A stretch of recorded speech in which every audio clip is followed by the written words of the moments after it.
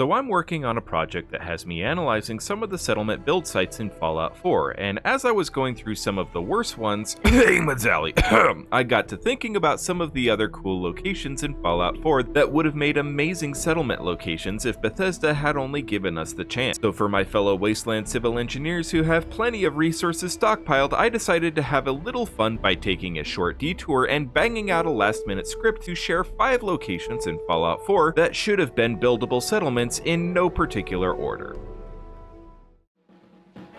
While many students and faculty at the Commonwealth Institute of Technology managed to escape the initial destruction of October 23, 2077, the academics of Massachusetts Bay University weren't so lucky, and it's unclear if anyone survived the immediate aftermath of the war. While the university admin building slowly sank into the bay, the rest of the campus, including the dorms, the cafeteria, the bank, and a secret research lab, all remained remarkably well preserved. In the post-war period, the area was settled and became a bustling community with its own militia, local government, trading hub, and even some notable gangs like the UP Deathclaws. However, 2 years before the events of Fallout 4, a settler rummaging around the college found information regarding high-level research into nuclear propulsion. This drew the attention of the Institute, who sent our old nemesis Kellogg to UP to retrieve the data. When the settler refused, Kellogg allowed an army of synths to wipe out the settlement. By the time we find University Point, its population has fallen very much silent, and the area is still being heavily patrolled by early-gen synths. But these can very easily be dealt with, and considering the majority of UP is still quite serviceable, and given the historical context of this place, it's pretty hard to figure out why this is not a settlement location. With only a few routes in and out, it's very easy to plan defenses around. There's a large amount of cover for beds and residences, and the courtyard that is mostly occupied by rotting shacks and a large razor grain patch could easily be cleared to allow new structures to be built. In much the same way certain areas of the castle and Vault 88 can be accessed by clearing rubble in the workshop, they could have similarly blocked off access to the bank and research lab until the settlement was unlocked, making UP-77 Unlimited Potential a unique weapon that you get as a reward for building a settlement here, instead of, well, whatever it is in its current form.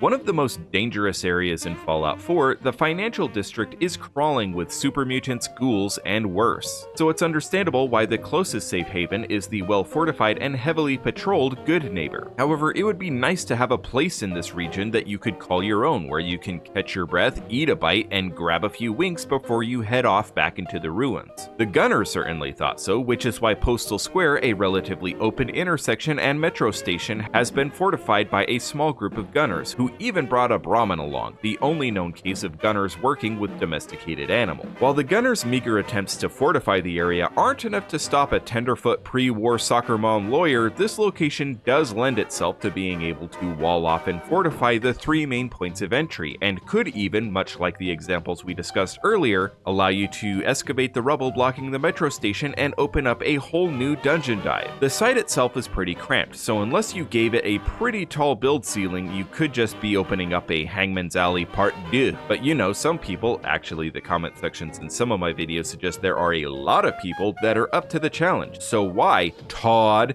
did we never get the chance to try?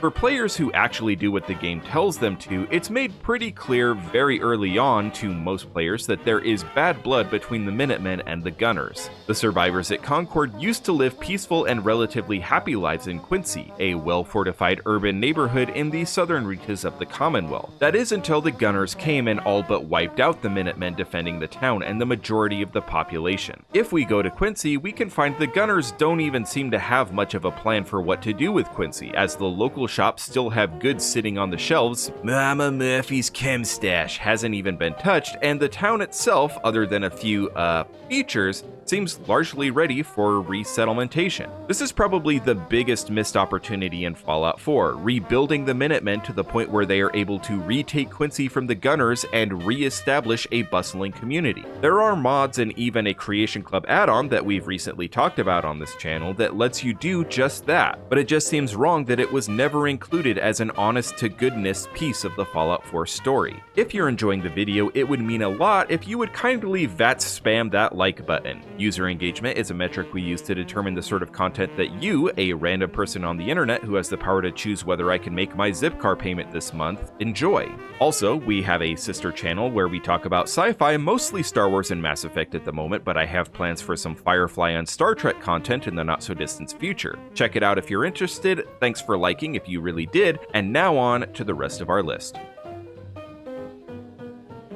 Similarly to the financial district, the area around the Back Bay and Theater District is also crawling with mutants and raiders, but there's one place that at first seems oddly devoid of enemies, and that is the Boston Common, a pre-war park that once actually served as a military camp and cattle pasture with a pond surrounded by a fence. What's not to love? There is one small inconvenience to rendering this place safe to stay in the form of the super mutant behemoth Swan. But you know what? We've had to fight worse critters to unlock much worse settlement locations. The Commons is probably the perfect sweet spot that many settlement builders are after. The build area is not too massive, but it's also not very small either. It has plenty of standing water for a purifying operation, plenty of tillable ground for farming, and a fairly unobstructed ceiling, so you could build high if you wanted, assuming we were allowed to build. There are roads coming in from all directions, so it could be difficult to build adequate defenses around, but the fences would also funnel enemies into predictable killing fields, and the many roads in and out would make it an excellent location for a trader provisioner hub. If this had been a settlement build site, I feel like it would be one of my favorites in the entire game, but alas, the game was rigged from the start.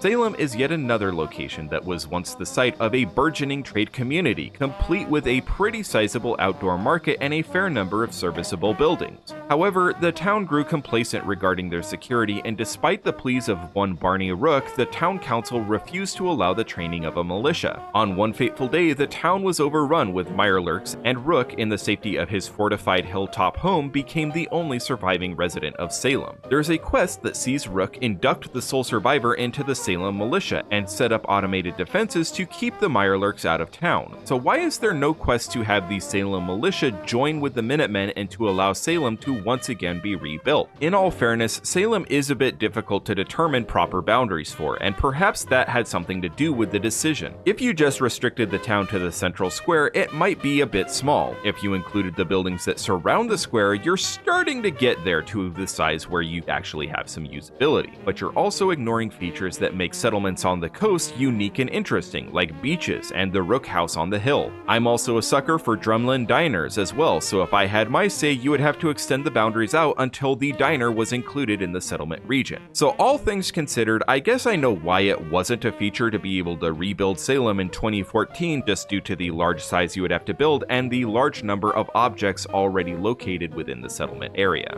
But with the next gen update coming someday, I think it becomes much more feasible to allow Salem to once again dominate the northern coastline. If you had the power to slap Todd Howard and tell him to make a site in Fallout 4 open to settling, what would you pick? Let us know your thoughts in the comments below. If this is your first time here at Great Gaming, we do all sorts of these top 5 lists, playing what if, exploring lore, and offering commentary on various features of Fallout games. We'd love to see you around in the comments if you're interested in that sort of thing. With that said, I'm all out of things to say, so until next time, stay safe, and we hope to see you here next time on Great Gaming.